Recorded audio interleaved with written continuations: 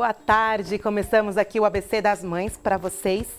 E hoje nós vamos falar de um tema bem interessante, porque assim, né, gente, vamos combinar. Nós mães sempre estamos preocupadas com os nossos filhos, sempre atentas se eles estão se desenvolvendo da maneira em que devem se desenvolver e se estão aprendendo como deveriam. Então, o tema de hoje é sobre transtornos de aprendizagem. E eu vou estar com a Débora Cecília Cunha Matos, que é parceira ali da Clínica Ápice e é psicopedagoga. Ela vai explicar um pouquinho aí sobre o que a psicopedagogia faz na vida dos nossos filhos. Então, convido todas vocês, quem não estiver assistindo pelo Facebook, quem estiver assistindo pela televisão, saiba que no Facebook o ABC das Mães está todos os dias também, 24 horas por dia, porque nós temos todas as nossas redes sociais. Convido todos vocês a seguirem as redes sociais, porque diariamente estamos aqui às 14 horas com o nosso programa, mas o nosso papo, a nossa interação continua aí todos os dias da semana, 24 horas por dia, nas nossas redes sociais. É só vocês digitarem no Facebook ABC das Mães, vocês vão ver o grupo e a fanpage. Tem o Instagram também, o Instagram está como Cláudia Aloia. Lá eu mostro também todas as novidades para vocês, tem o nosso canal no YouTube, enfim, tudo para vocês ficarem bem coladinhos comigo e para que a gente consiga mostrar o que há de melhor no nosso ABC para você, mulher, para o papai, para a família. Lá no Facebook, os melhores descontos em produtos e em serviços estão dentro do nosso ABC das Mães. Então, por isso, convido todos vocês a participarem, a compartilhar esse programa para que a nossa informação chegue aí para o maior número de pessoas. E para quem quiser enviar crítica, sugestão, quiser saber como faz para ser um patrocinador do ABC das Mães ou para estar lá entre os parceiros, oferecer seu produto e serviço, manda e-mail para o contato@abcdasmães.com.br. Agora sim, vamos iniciar o nosso programa, porque ela já chegou aqui. A Débora já está no nosso estúdio. Boa tarde, Débora. Obrigada por ter vindo. Viu? Agradeço a Angeline por ter liberado essa parceira aí pra gente. Sim, eu que agradeço a oportunidade de estar aqui hoje com você. Obrigada mais uma vez. Beijo pra você, viu, Angeline? Espero você aqui. Você nunca... acho que ela só foi uma vez em um programa, né? Ela é tímida, Angeline, mulher. Você tem que vir pra cá, viu? Aí agora, nós vamos falar sobre a psicopedagogia. Primeiro, queria que você contasse para as mamães de casa o que é a psicopedagogia. Eu, até pouco tempo, eu achava que era uma coisa e é outra. A psicopedagogia, ela estuda a aprendizagem, né? A aprendizagem humana. Ela se preocupa com as dificuldades de aprendizagem, então ela fornece informações de como as pessoas aprendem, né? Quais as dificuldades que surgem aí no processo de aprendizagem, e estabelece maneiras de que a gente possa trabalhar com essas dificuldades, conseguindo fazer com que as crianças avancem no processo, né? E como é feito esse trabalho, Débora? Como que é o trabalho da psicopedagoga? Tá. É assim, quando a família vem nos procurar na clínica, né, a primeira coisa, o trabalho sempre parte de uma avaliação. Então, na avaliação, nós vamos conhecer um pouco da história da criança, da história do desenvolvimento da criança, das dificuldades que a criança teve, né, tem na escola. E aí nós fazemos uma avaliação que vai englobar tanto a parte cognitiva, emocional e pedagógica, né? E a partir da avaliação é que nós criamos um plano de tratamento para trabalhar aí as dificuldades específicas daquela criança. Então, é um trabalho assim altamente individual, né? E não tem nada a ver, sabe o que eu já reparei? Às vezes as pessoas em casa acham que passar com um psicopedagogo é a mesma coisa que fazer um reforço escolar. É muito diferente, Sim, porque é bem diferente. Você vê o ser humano, né? As características da criança que dificultam aí na sua aprendizagem. Enfim, me corrija se eu estiver errada, mas é mais ou menos essa linha, né? Tá certíssima. Existe sempre muito essa confusão entre o reforço e a psicopedagogia, né?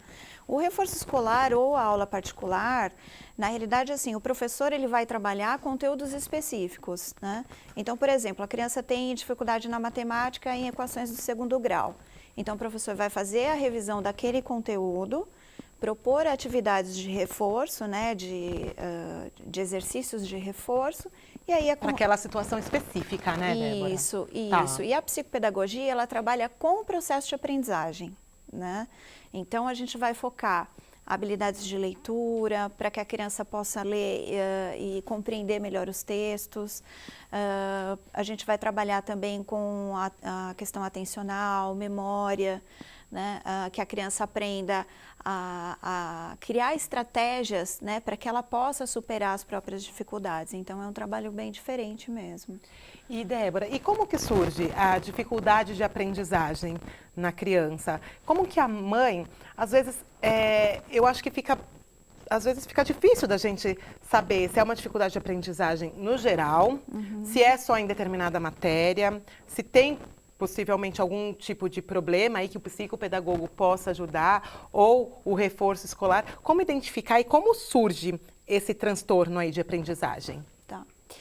Primeiro, acho que a gente pode fazer uma diferenciação entre o que é a dificuldade de aprendizagem. Então, as dificuldades de aprendizagem, elas são mais pontuais, elas podem estar relacionadas a um conteúdo ou uma disciplina.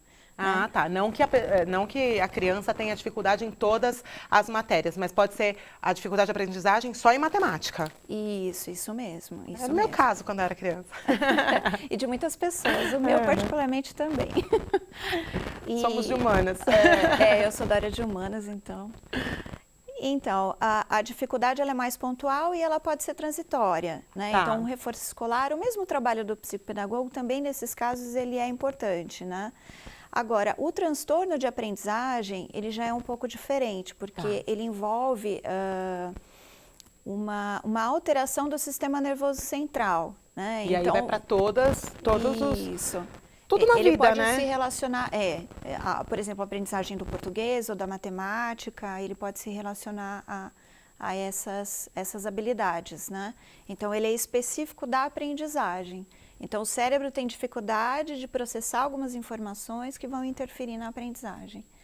E quais são as matérias, falando em dificuldade de aprendizagem, tá, gente? Quais são as matérias que é mais comum, né, as crianças, as pessoas terem dificuldades?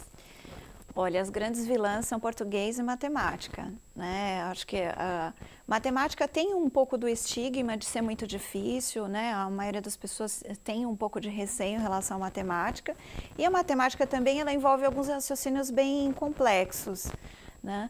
Então, acaba surgindo, aí podem surgir algumas dificuldades ao longo do processo todo escolar, né?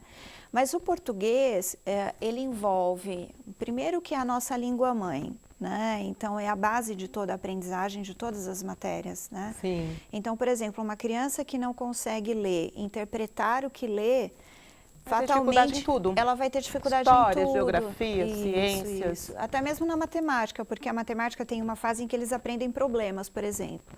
E a interpretação de texto no problema de é texto 60% do resultado, Isso, né? porque às vezes a criança não consegue distinguir naquela expressão qual é a conta que ela tem que fazer. Então, se você dá a conta pronta, ela consegue resolver o raciocínio matemático, né?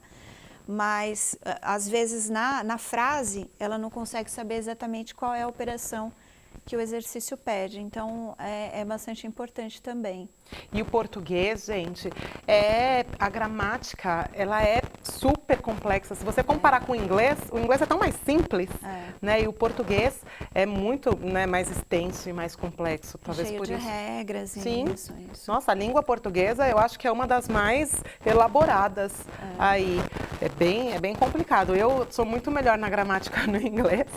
Agora no português também, né, gente? Muitos anos estudando, mas assim, é muito mais fácil, mais rápido você aprender o inglês, falando em gramática, do que o português. Sim. Aí, Débora, eu queria que você me contasse a diferença entre dificuldade de aprendizagem e transtorno de aprendizagem, para que a gente não confunda mais. Queria que você exemplificasse, se você puder, os dois. Tá.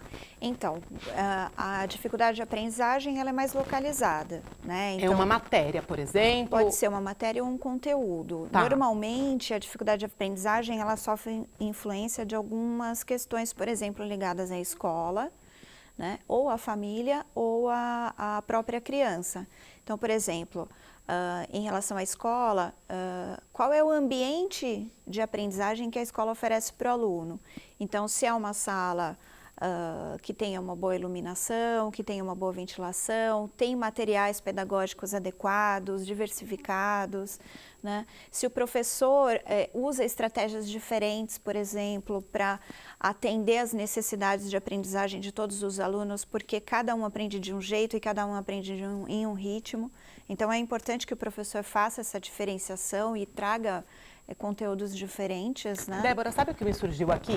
Se, por exemplo, meu filho está com dificuldade de aprendizagem, né, num conteúdo ali. Aí você me deu o exemplo da escola, do tipo de pedagogia aplicada. De repente, existem escolas que são mais tradicionais, outras construtivistas. Sim. De repente, mudando o estilo de pedagogia, mudando a escola do meu filho, né, para que ele, se ele está numa tradicional e numa construtivista ou vice-versa, eu consiga ajustar isso? Às vezes pode ser nesse sentido? Sim, pode ser uma questão da pedagogia que a criança não se adaptou à metodologia daquela escola, pode sim. Às vezes você faz uma mudança de escola e a criança consegue deslanchar. Então é importante, quando a família procura uma escola, observar se a escola... O estilo da criança, né? O estilo da criança e o estilo da família também. Se, por exemplo, como é que eu vou dizer? Me fugiu a palavra. Se aquilo que a família acredita, né, a questão religiosa também, isso influencia, se tem a ver com o perfil da escola. Olha, eu me lembro, me remete muito à minha infância, porque eu, no começo, eu estudava numa escola super tradicional e eu sou muito do pegar, do fazer, eu preciso ver, mexer. E aí, quando eu fui para uma escola, olha que lá nos anos 90 não tinha muita essa coisa do construtivismo, era muito mais tradicional. Sim. Mas eles já tinham começado essa pegada, eles já falavam de Reggio Emília lá, um dia eu vou falar ainda disso para vocês. E aí nossa, uma aluna que era média para baixo, eu fiquei 9, 10, né? E eu acho que foi essa mudança. Não sei se eu cresci, enfim, mas eu acho que foi essa mudança de escola. Então isso pode acontecer, né? O seu perfil não se encaixava tanto nessa metodologia tradicional do professor explicando a matéria. Um atrás do outro, um atrás do outro. Porque assim, a gente aprende muito com o corpo também, experimentando, pegando, cheirando, sentindo gosto, enfim.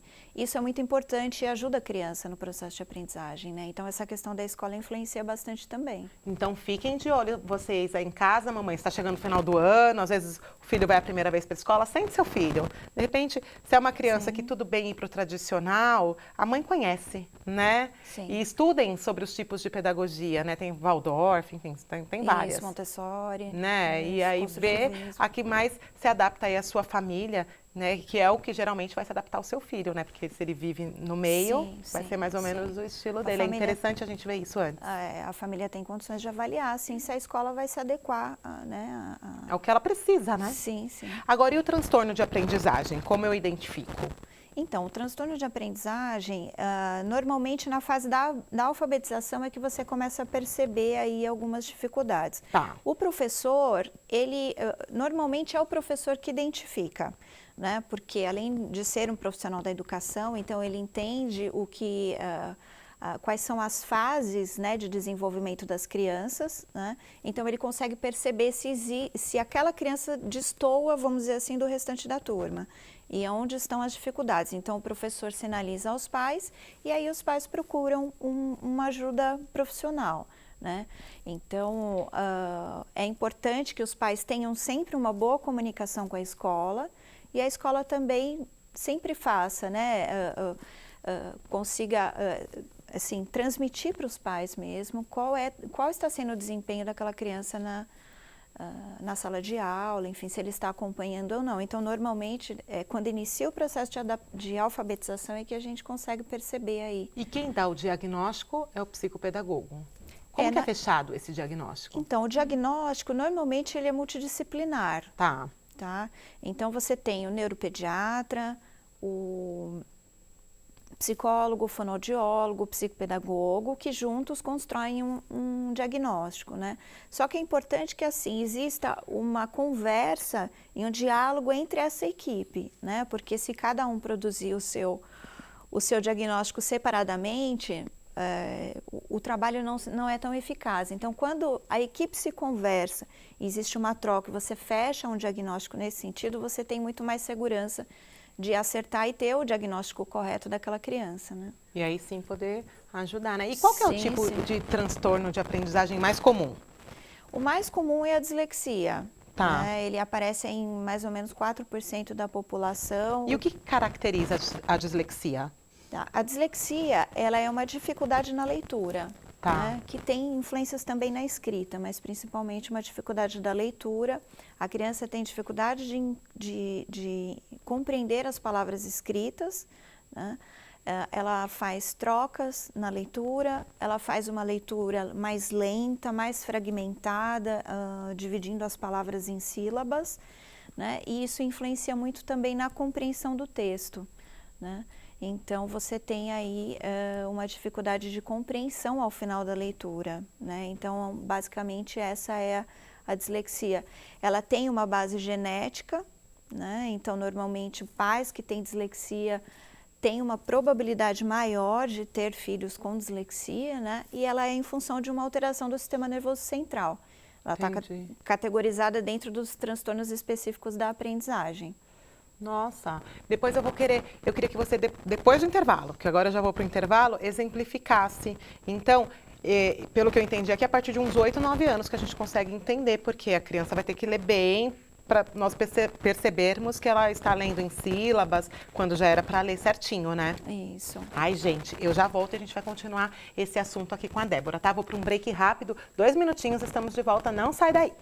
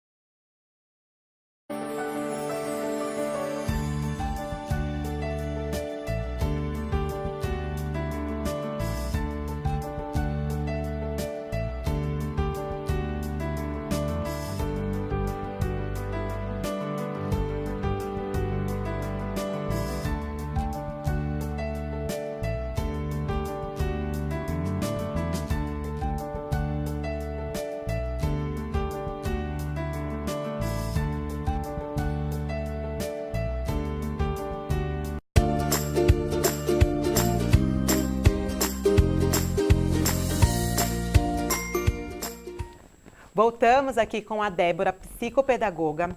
E antes de ir para o intervalo, eu falei para que eu queria que ela exemplificasse a leitura de uma criança com indícios. Olha, vai ser um exemplo aqui, não significa se alguma vez a criança já leu assim, que tenha o transtorno, mas que a gente deva ficar de olho, né? Você falou da leitura. Então, uma leitura da criança com dislexia, como que, eu queria que você exemplificasse aí para as mães de casa, como que ela iria ler uma frase, por exemplo, eu amo meu cachorro. Tá. A leitura ela é fragmentada. Tá. Então ela diria: eu amo meu cachorro. Tá. Então quando chegar ao final da frase, muitas vezes ela não consegue se lembrar compreender a leitura que sentido ela da frase. fez. Isso, porque ela está tão fragmentada e fora que, assim, ocorrem também trocas, né? Então, ela pode trocar, por exemplo, o cachorro por, sei lá... Alguma palavra com C também, Isso, que seja parecida. Isso. Tá. Ela poderia fazer essa troca. Tá. Né?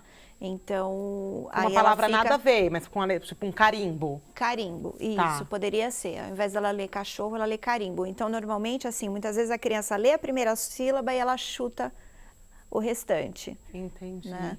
Então, essas a gente Aí tem observa. que procurar isso. ajuda. É claro que não é só isso, porque no início do processo de alfabetização... É normal, né? É normal, Foi o que nós essas falamos coisas aqui no acontecem. intervalo. Isso, Então, se seu filho tem isso. 6, 7, até 8 anos, né, que tá aprendendo a ler. Isso. Então, tranquilo, tá, gente? Não precisa ficar desesperada em casa. Isso. Precisam de outros sinais aí para que a gente possa fechar aí um transtorno, uma dislexia. Agora, né? Débora, então assim, quando os pais, quando você sugere que os pais procurem um profissional, se ele perceber quais alterações aí na aprendizagem da criança? Tem essa da leitura, quais mais sinais a criança pode apresentar que fale, opa, melhor eu consultar um profissional, né, um psicopedagogo, um neuro, enfim. Você tem, bom, a leitura, né, a dificuldade na leitura, a dificuldade na expressão escrita, crianças que têm dificuldade de expor, de contar uma história, né, de transmitir uma ideia, textos muito pobres, né, ela tem dificuldade de pensar de forma numérica, de compreender, por exemplo, dias da semana, dificuldades motoras, né? Então são sinais que vão se somando, né? E aí os pais podem procurar, assim, ajuda profissional, né? Para fazer uma avaliação e entender aí o que está acontecendo com a criança. Agora, e os pais em casa? Tanto para as crianças que têm algum tipo de dificuldade de aprendizagem, quanto não. O que nós, pais, podemos fazer em casa para auxiliar nossos filhos nesse sentido, para que eles consigam absorver mais conteúdos, aprender mais? Uhum. Primeiro, eu acho que incentivar as crianças, né? Destacar pontos positivos, né? Destacar as habilidades que a criança tem, não ficar focado só naquilo que a criança não sabe, né? Mas incentivar ela, que ela tem potencial para aprender e ela pode aprender, né? Os pais podem ajudar, por exemplo, a organizar o espaço de estudo, né? Então evitar que a criança estude com o celular ao lado, computador ligado, TV ligada, isso tudo atrapalha muito, principalmente com crianças que têm, por exemplo, um problema de atenção, né? Perdem o foco muito rápido. Né? Então, os pais podem ajudar a criar uma agenda de estudos, né? Então, organizar a semana de estudos. Então, quais são as matérias que ela vai estudar, organizar um tempo, ela vai estudar durante 1 hora, ela pode dividir esse tempo de estudo em blocos.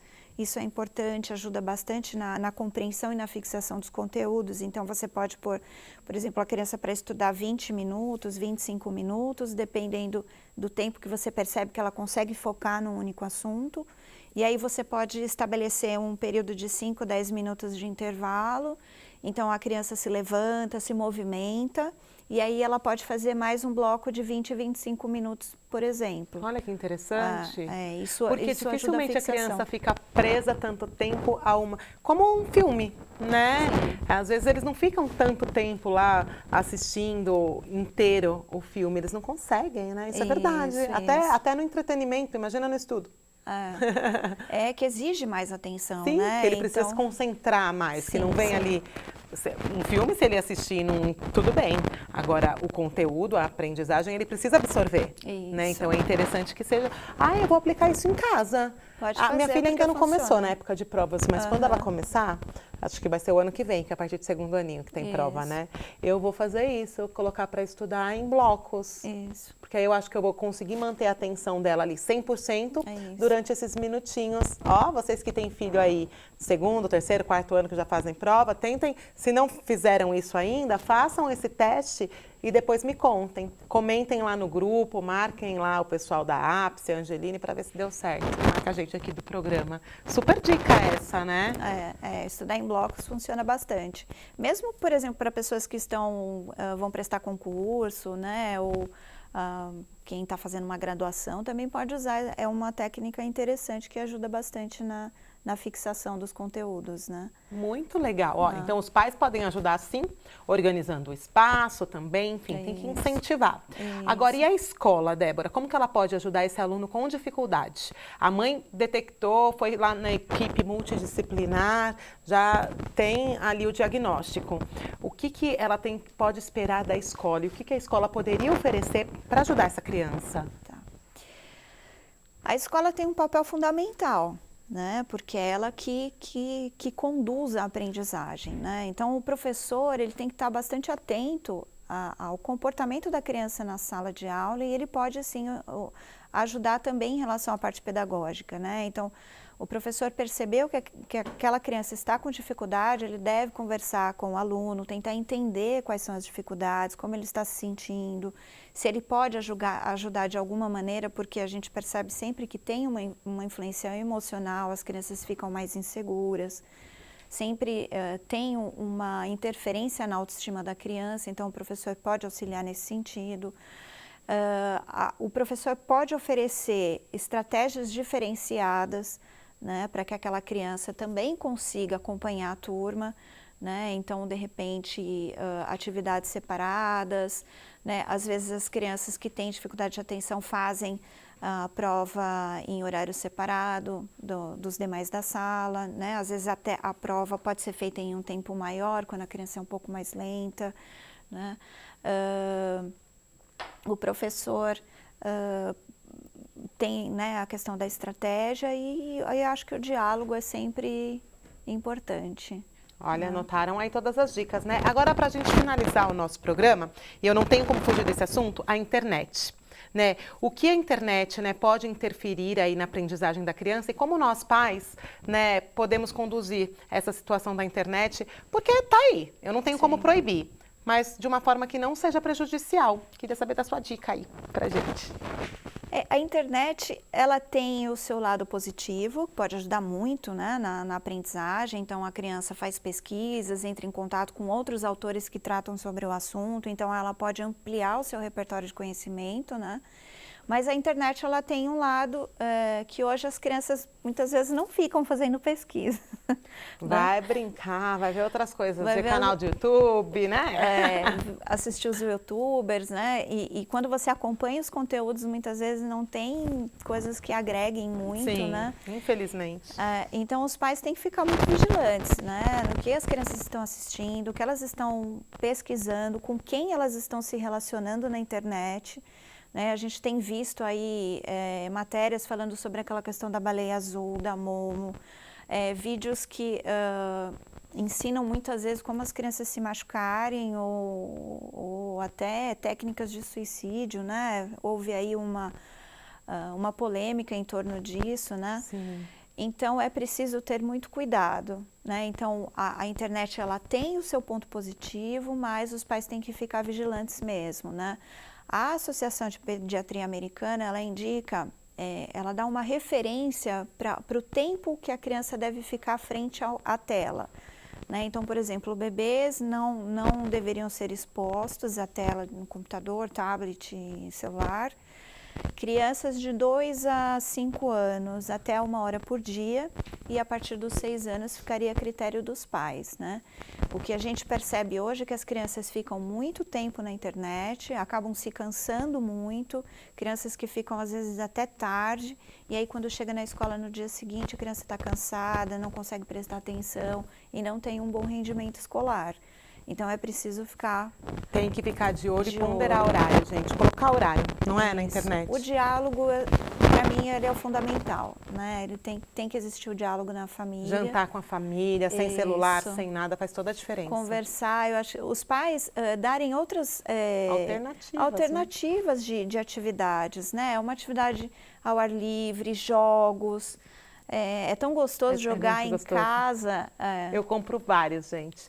E aí você termina brincando e tendo mais participação ali, convívio com a criança. Porque você está na TV, na internet, termina cada um fazendo uma coisa. Sim, né? E hoje os pais trabalham tanto, os pais trabalham muito, ficam pouco tempo em casa, então ter esses momentos com a criança Nem que seja meia hora, rico. né, Débora? Isso, é muito importante. Ai, amei. Obrigada, viu, Débora, por ter vindo ao nosso programa. E ó, a Débora falou aqui que tem que brincar ao ar livre. Dia 11 de novembro vai ter o nosso encontrinho lá no Parque Chico Mendes. Convido vocês, então, porque lá nós vamos estar com a equipe da Toca Recreação que vão ensinar as brincadeiras antigas para as crianças. Aquelas brincadeiras de rua, mãe da rua, rouba bandeira, enfim, várias brincadeiras muito, muito legais aí da nossa época, para que eles tenham, né, para que eles participem e brinquem, como a gente brincou também, essa coisa de rua, de contato, pessoas com pessoas aí. Obrigada, viu, Débora, mais uma vez. E obrigada também a todos lá do Espaço Clínico Ápice também. Obrigada. Gente, vou terminar o programa, deixa eu só mostrar o look para vocês antes. Essa calça mara, aqui linda, a blusinha também, tudo da C&A, que fica ali no centro de São Caetano do Sul, e vocês têm 10% de desconto. Quem quiser também comprar pela internet, ó, o Instagram tá aqui na tela para vocês, só entrar lá na C&A Store, que tem também os 10%. Só avisar, olha, siga o ABC das Mães, coloca lá o seu cupom de desconto, ABC das Mães, tudo minúsculo, sem acento, pronto, desconto concedido para vocês. Agradecer a audiência de hoje, ao nosso cenário, a Lúcia Ziriedines Presentes, Tapete Santa Mônica, todos vocês que transformaram aqui o nosso cenário. Um beijo e dizer que amanhã, às 14 horas, estamos de volta. Eu espero vocês e compartilhem aí o nosso programa, tá bom? Beijo, fiquem com Deus e até amanhã.